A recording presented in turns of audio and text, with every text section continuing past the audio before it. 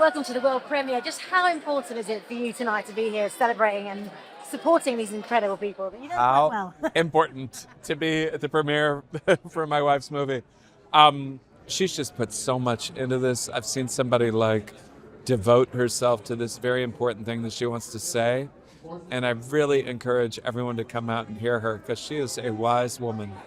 She really is, and what a film she's made. Yeah. Let's talk about the cast. I mean, it's absolutely incredible, isn't it? Yeah, it's exciting. I knew a lot of them. So it was a bit like family. I think my wife, like me, likes working with people that we're familiar with and that we can connect with easily. And a lot of people in this movie were people that we've known for years. Maggie is both very, very schooled in cinema. She has seen and many times a collection of movies that have inspired her. And at the same time, she's just such a singular voice.